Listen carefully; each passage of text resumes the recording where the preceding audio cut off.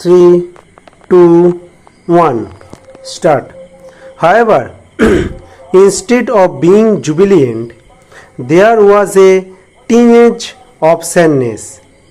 Was it because I had already done the ultimate in climbing and there would be nothing higher to climb and all roads hereafter would lead down?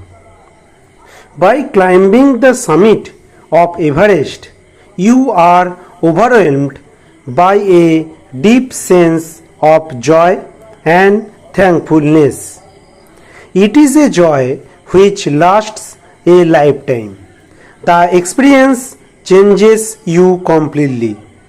The man who has been to the mountains is never the same again. As I look back at life after climbing Everest, I cannot help remarking about the other summit, the summit of the mind, no less formidable and no easier to climb. Even when getting down from the summit, once the physical exhaustion had gone, I began asking myself the question why I had climbed Everest. Why did the act of reaching the summit have such a hold on my imagination? It was already a thing of the past, something done yesterday. With every passing day, it would become more remote. All these thoughts lead me to question myself as to why people climb mountains. It is not easy to answer the question. The simplest answer would be, as others have said, because it is there. It presents great difficulties. Man takes delight in overcoming obstacles. The obstacles in climbing a mountain are physical. A climb to a summit means endurance, persistence, and willpower. The demonstration of these physical qualities is no doubt exhilarating, as it was for me also. I have a more personal answer to the question. From my childhood, I have been attracted by mountains.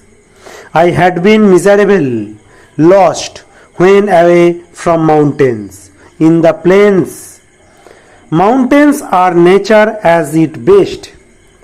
Their beauty and majesty pose a great challenge, and like many, I believe that mountains are a means of communication with God. Once having granted this, the question remains why Everest? Because it is the highest, the mightiest, and has defied many previous attempts. It takes the last ounce of one's energy. It is a brutal struggle with rock and ice. Once taken up, it cannot be given up halfway, even when one's life is at stake.